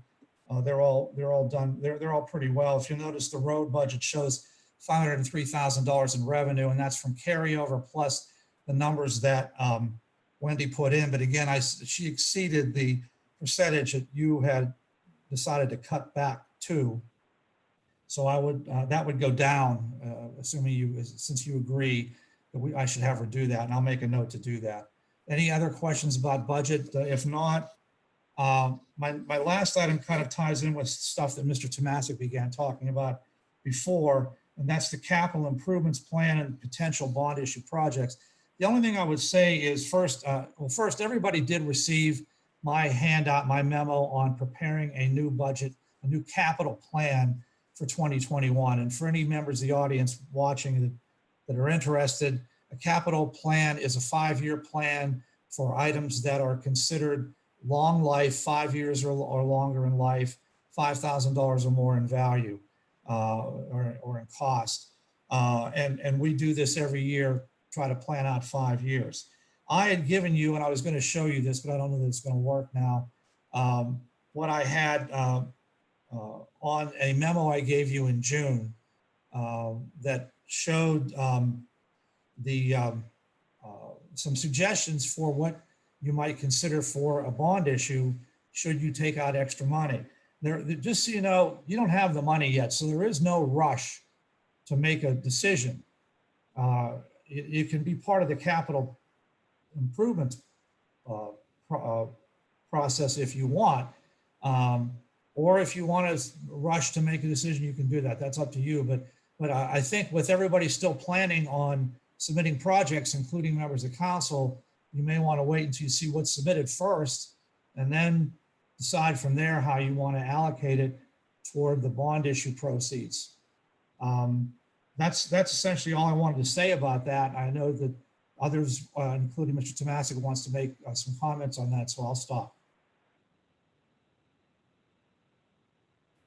Yeah, I mean, I can't find the ordinance underneath the second part here, but I wanted to tie in what we were doing with the purchases of various items with an ordinance, all right, so that money went there.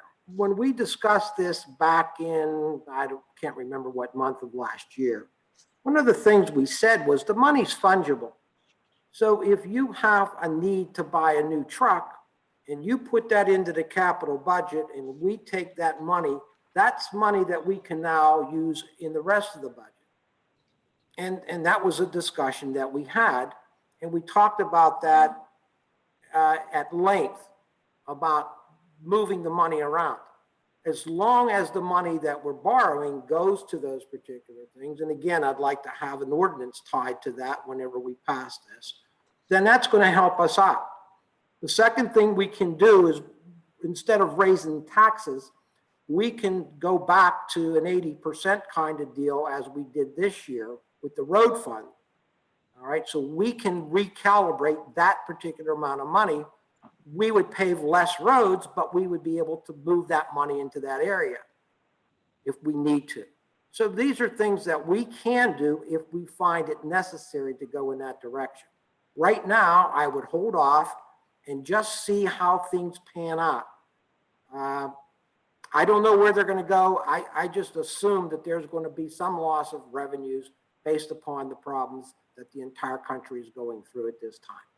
So that's my take on how we can shift money around to take care of the things we need to and still have everything in place without having to increase the taxes for the residents of the borough.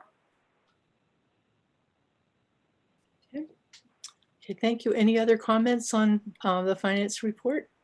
There's another issue that we wanted to bring up. There is a bill from the Duquesne Light for the borough building, which shows a $4,000 credit.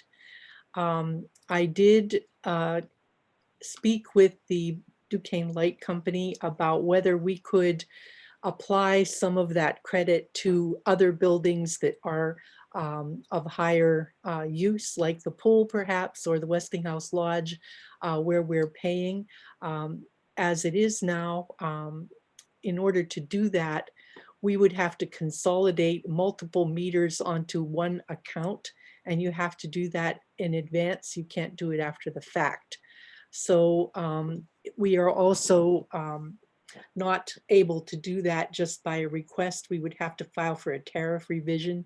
And right now, the net metering tariff that we're on for the building that allows us to generate this accumulated credit is not available for other buildings that are in the same, like, even though they're all under the Borough of Forest Hills, they're all separate accounts. So I have not been successful in finding a path to shift that credit to other places.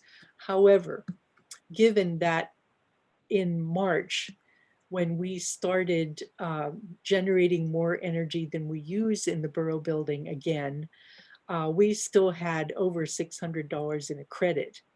And I would propose that at the end of the year, when our true up happens, that we will have a sufficiently large balance in this credit account that we can take some of it in cash and have that remanded into the general fund, and then apply that either to just general fund purposes, or possibly put it into the escrow fund against the solar system payout eventually.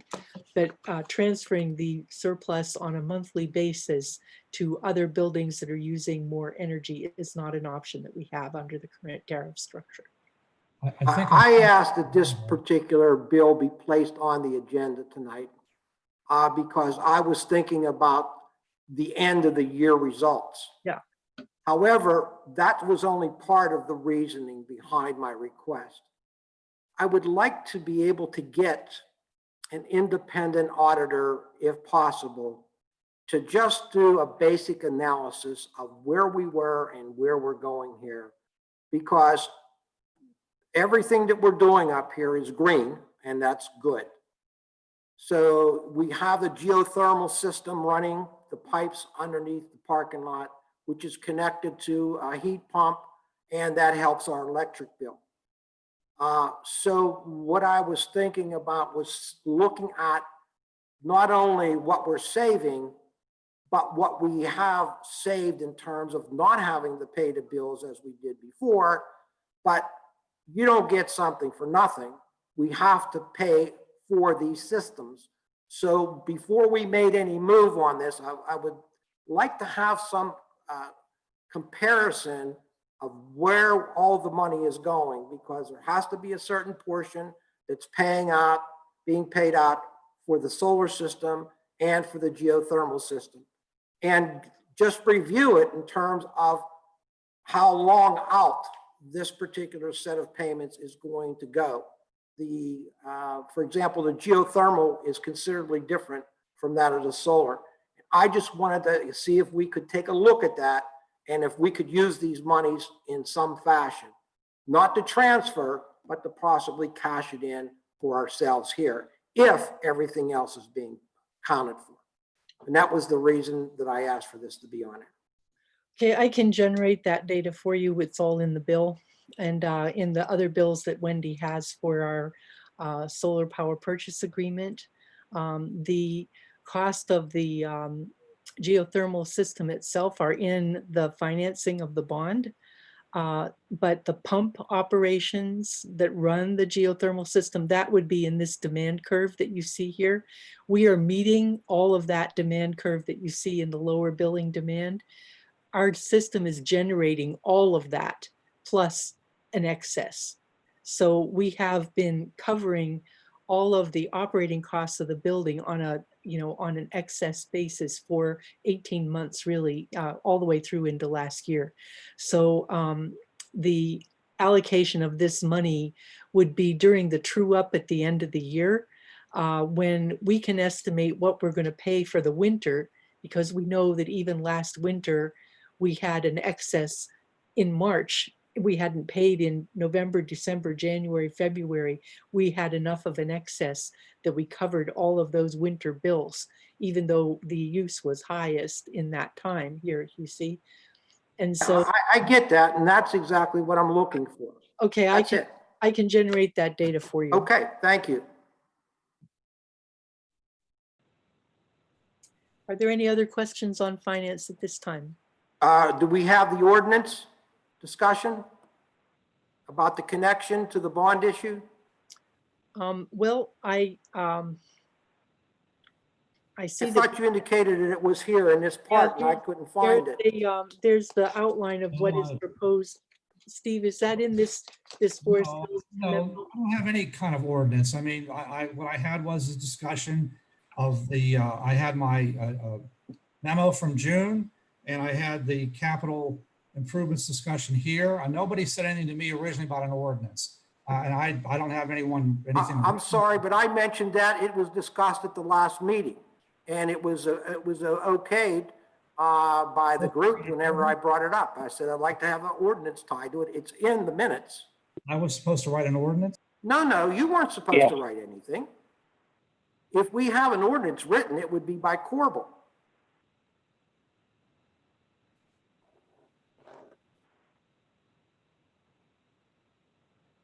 So Mr. Corbel?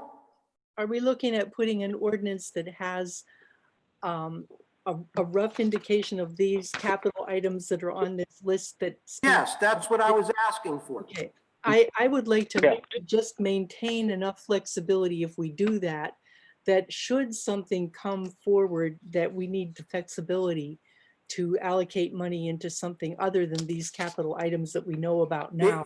that we It's can maintain a- 85% of the total, and we have to use it within a certain number of years. Right, I believe Mr. McCaig said 3 years. 3 Yeah. years, yes. Okay, so what I asked for was that we tie the 85%, which we're required to use for those particular items, all right, into some kind of ordinance. It doesn't have to be specific to each and every item, but to those general items that we discussed as needing modifications, changes, upgrades, et cetera. I can't see why we're, if that's what we're required to do, why don't we just go in that direction and tie the ordinance at 85%, which is the requirement? Well, I would just say, Bill, that an ordinance that would obligate you to spend 85% of the funds on capital projects, that requirement already exists under law and from the ordinance that we passed with respect to the bond a while back. I thought what you were asking for at the last meeting was that we would say that of this 85%, X dollars or X percent would be spent on these listed projects. Boom, boom, boom, boom, boom. Like, you can certainly do that, But if that's your goal, to identify certain projects to where the money must go, an ordinance makes sense. But if it's just simply to ensure that you spend 85% in the next few years on capital projects, I don't believe that there is a need to do that, because the ordinance we've already passed and state law requires the borough to do that, or you lose your tax exemption. No, what you said originally is what I was asking for. So we had a discussion and everybody said these things need to be done. I asked Mr. Yeah. Morris to put together a list of those items.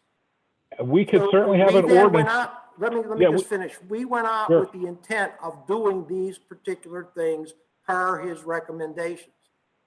All right, so I just want to make sure that if we tell people we're borrowing money, and we tell them that this is the reason for it, that it is indeed where that money is going to be going to. That's what I was asking for. Now, that's my own Yeah. opinion. If the rest of council doesn't think that that's necessary, that's okay. But No, I that thought wasn't that was an understand- agreement last time.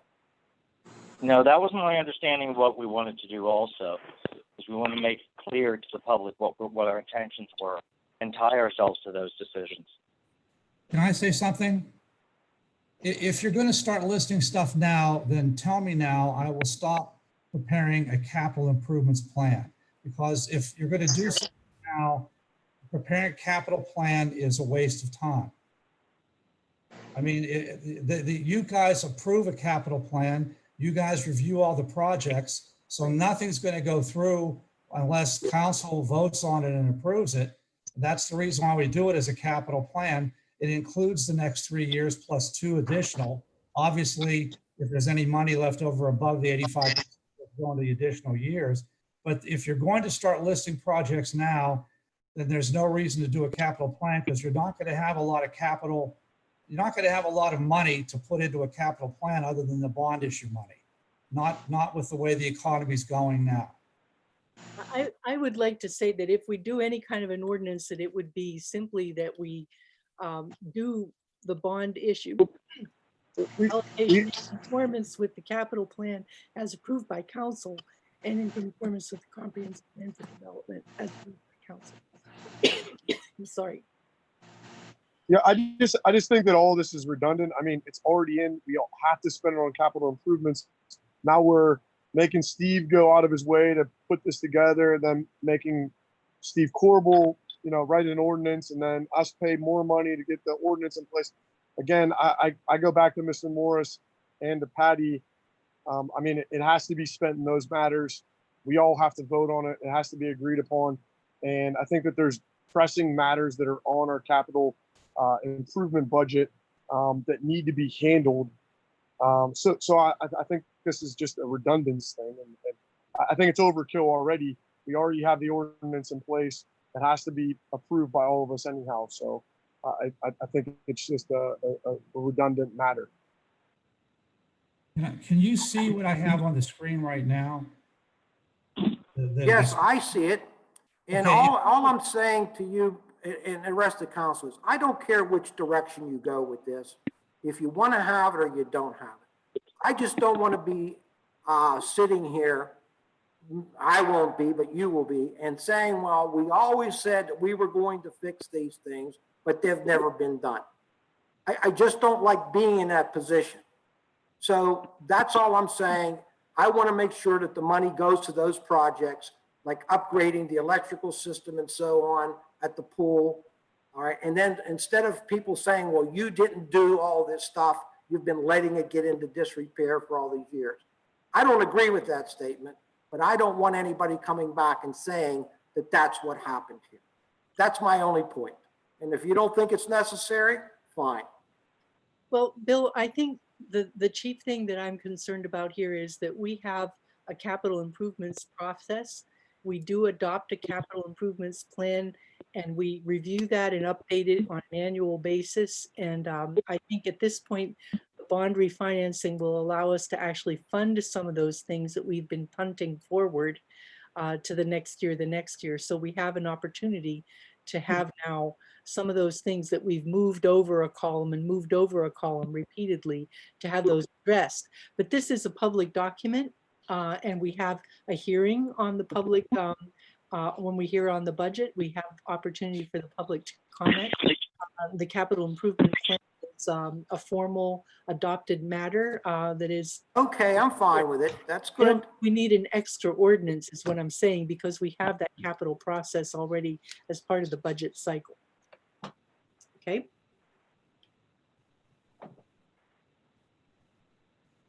Is there anything further for discussion on this committee at this time? Okay, then, Marcus, you asked for us to go back to you? Yeah, I missed one of the agenda items. Ms. Scott wanted to talk briefly about Atlantic Avenue, speeding on Atlantic Avenue. So I want to give her back, pull her back into the panel. All right, Danielle, I just promoted you back into the panelist area and I've unmuted you, so you're free to speak. Thank you. Yep. We all know how social media is these days. There is a Facebook group for Forest Hills moms, and I brought up a month ago about how people were speeding on Atlantic, and it quickly spiraled. I heard a lot of maybe it was an echo chamber, but it seems that there are many streets here in Forest Hills where there is speeding in certain areas, and we worry about our children, especially playing in the front yards. I brought this up at first because I was worried, of course, about in front of my own house. I do still have frustrations about my own road. However, there are a number of roads and multiple people, and there might be places that are maybe more dangerous where people are speeding that would need to be approached prior to even Atlantic. I had a conversation with the mayor. We talked about, I brought up speed bumps. He brought up police presence on the other side. And then I think within that spectrum in the middle, we talked about those speed signs that sit, as well as just yard signs. Honestly, I don't know what the next steps are, but I would like there to be some conversation and more community-wide about what streets can do to approach this. I know it's an issue on my own street just because of what I've experienced, but someone brought up by the park entrance, like Forest Hills Park, that her kids almost got hit when they were walking to the bus stop the one day. So I just think, I don't know what the best approach is, but I'd love to talk ideas.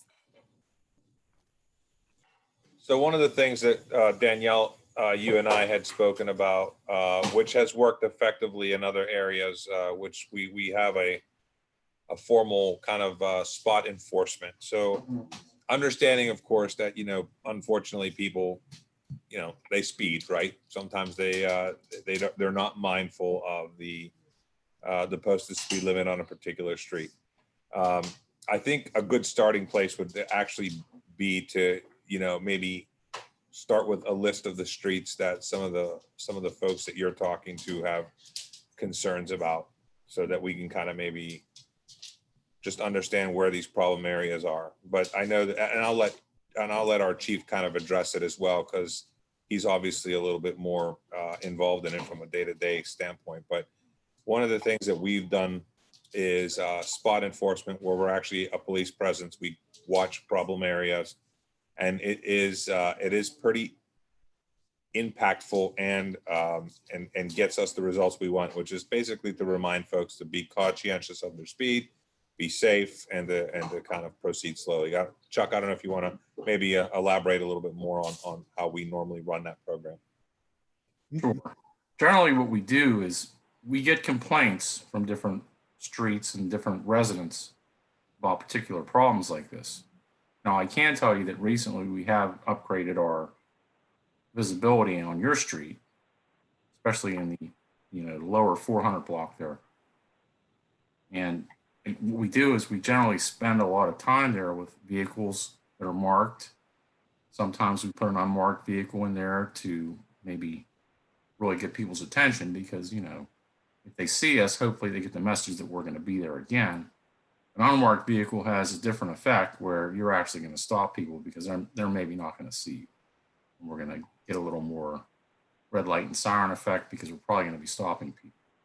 Now, I do have to mention that in a lot of cases, and this happens throughout the borough based on our enforcement, a lot of the people we stop are residents, whether they be neighbors or people just using that particular street to cut through to get to another point in the borough. So we do spend some time having a conversation with them, and hopefully that's enough to get everybody back on board with the fact that the speed limit is the speed limit. And the reason the speed limit is what it is because, just as you said, there are children out there.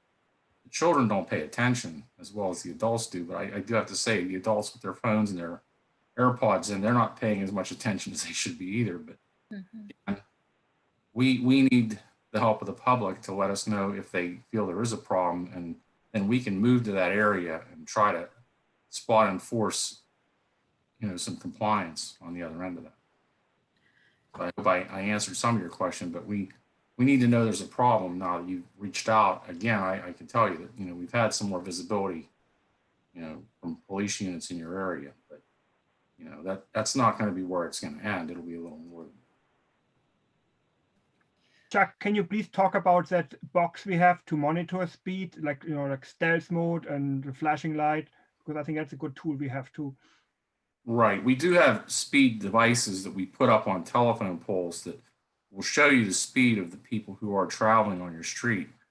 And it also tells us how many people are traveling on your street. So that's something we've had up on in that particular block before. So we could put that up again and hopefully get some people's attention with that. I think it had an effect the last time. So we could do that as well. But I really wanted to get the cars out there first because, you're feeling that it's a definite need. Then I want to put the cars there to let everybody know that that street is not one that we've forgotten. We're going to be there just because it's not Ardmore Boulevard or Greensburg Pike. There's going to be police on that street and they're going to be out there to make sure everybody's safe. So I do think that this is a bit of a perspective issue because while I appreciate police presence, I don't see that as your responsibility. And I do see people being stopped by the police as more of a spot solution than as a solution that would be 24/7. I personally don't think, I mean, it's up to you how you allocate your resources. However, I don't think it's the best use of your resources. So I would not and did not request police to be on our street. Additionally, some of these people are kids. And with our current political climate, I'm not, that was not the solution I was asking for. However, when I responded to the people that I brought this up to initially, I said, the mayor was more than happy to report this to the police to get presence on those streets, and that they could go to you directly or to report back to me, and nobody actually asked for that. So like I can give you a list of the streets, but none of them said, hey, that would be our preferred solution to this. I understand the issues with speed humps. I'd still like to discuss it more, but I do understand the issues financially. I lean towards in the middle, the other solutions of either the speed signs or I guess a communications campaign of yard signs. But I would like to talk about all of the solutions. I did not bring this up with the idea that I was looking for police presence to help this. I don't personally think that's what would help here. I remember those signs. That was there maybe 2 summers ago, maybe 3 summers ago. Yes. And I mean, it obviously there are people speeding again. So I don't know how much they cost. I don't know what it would take to keep one there or to rotate them through these streets, or even just for there to be some public messaging, however we want to spread it. I mean, I lean towards social media. I know Forest Hills has different social media accounts, but even in the booklet, the Times, the Tree Times, something like that, just to, I don't know, push that people please should slow down and think about people's children, especially my 1-year-old who makes a dash for the street any chance it gets. Anyway, I would love to discuss overall. I'm not saying that that police presence is a bad solution. It's just not necessarily where I was headed with this. So I don't know what next steps are. Chuck, if I could chime in, Danielle, I live at the corner of Forest Glen and Fillmore. So I'm seeing an uptick in vehicle traffic that is cutting through. Typically, they're coming down Fillmore from Greensburg Pike, and they're going straight to Ardmore. They're actually cutting down Forest Glen to get on Atlantic to get further down Ardmore to avoid some of the traffic. Or they're coming up Fillmore and cutting around so they can avoid the traffic that is obviously going to be a longer issue. So these residents, you mentioned the Tree City Times. It's not residents. It's more of passer-throughers or cut-throughs or people from other neighborhoods or mainly different municipalities. So using such as the Tree City Times isn't going to help. So I know that this is a huge issue, and I brought this to Chuck's attention numerous of times, and I'm open to suggestions as well, because obviously I see the same issue you see. I actually see a lot of speeding and even more of not stopping at stop signs, which I witness on a daily basis. So just a little synopsis so I know where you're coming from, and I don't know the solution either, but hopefully we can come up with something. Yeah, that would be great. So we actually have I believe it's referred to as a traffic calming plan. It's a set of steps that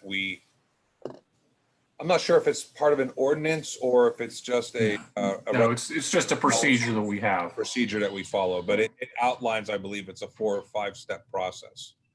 And so why don't we start with this, right? Because Danielle, let's pull together a list of the streets impacted. And I think another thing that we require as part of that process is, I believe it's like a petition signed by at least 10 residents that are impacted by that area of concern, right?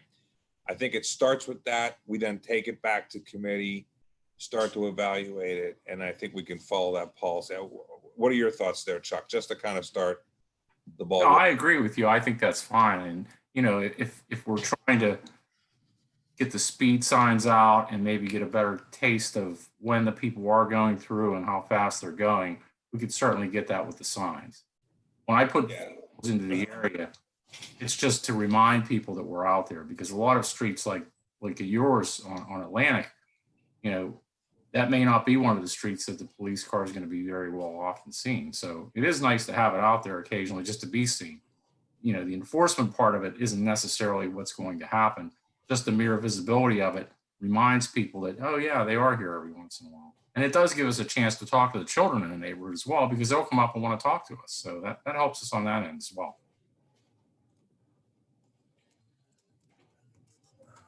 And Steve, if you don't mind, can you just maybe in the chat portion of the Zoom webinar, put up the link to the traffic calming procedure that we have, so that attendees and panelists, which mostly members of council, can review it on at their leisure. Does that sound like an okay start there, Danielle? Yes. Perfect. All right. Anything else that you wanted to cover? Can you guys see that link? Yeah, it's here. I can see it. All right, Danielle, can you see it? It's in the chat portion of the Zoom. I can. Thank you. Perfect. And no matter how much I use this for either work or the borough, I still feel funny referring to this as the Zoom. So for what that's worth. All right. Danielle, I'm going to go ahead and unless there's anything else you wanted to bring up, if not, I'll bring you back over to the attendee portion of it, and we'll get back to resuming the remainder of our meeting. You've heard from me plenty. Thank you. I'm good. All right. Thanks a lot, and appreciate your input and appreciate your time this evening as well. Okay. Thank you, Mayor. All right. Bill, that's for the second time we're done with public safety. Okay, so does anybody have anything else that they wanted to bring up at this time? Yeah, I have one quick question, and I know that we covered this earlier during Dave Gilliland's portion, and I'm not sure if this is a question for Bill Gorel or maybe Steve. The specs for the new Public Works garage roof, are we going to continue to remain with a flat roof? Are we going to try and put a peaked roof on there? I'm just curious about what options we went with. And I'm unaware of specs for it. I believe The reason I asked for that is two reasons. One, I don't know if additional storage could be created if we went with a peaked roof on top of the flat roof. And also I'm wondering about what is more conducive to like a solar panel roof, like solar panels for that roof, to maybe think about how we maybe, downstream get it ready to power the Public Works garage. So, May I speak to that? yeah, Bill, real quick, Bill Gorel, do you have any insight on what schematics call for? Yeah, I believe the specs and what Dave and I had discussed was going with a flat roof. I believe that's where it was left at. And I think that from what he had said, and I believe Patty had brought up before, even with us going with a flat roof, would still be conducive and still work properly if we wanted to put solar panels on it down the road. I also think that, Frank, the cost effectiveness of adding and making it a peak roof, or however we wanted to do it, for the storage aspect, I don't think the payoff would be there for us to do that. I see your point though. Okay.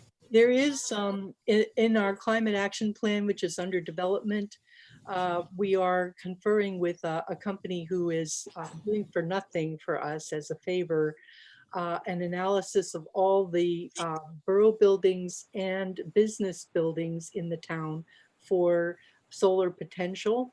And there is a program now that will allow leasing of the roof with a utility company, so there's no cost for the solar and you just have a transaction on the power purchase side, which allows you to have the use of the power, but you basically lease your roof to the utility company and at no cost up front.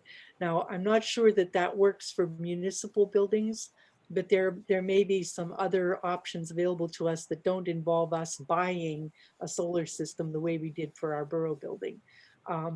And I have an investigation about that as part of the climate action plan. So that will be in the recommendations section over there in another few weeks. So step one is to repair the roof, but the flat roof will support a solar panel system. Yeah. Perfect. All right. Appreciate it. That's all the questions I had. Thanks, Bill. Anyone else? Okay, we're basically done. Just to repeat, in-person meeting, July 15th. Okay, thank you all. Good night. Thanks, everybody. Have a great evening.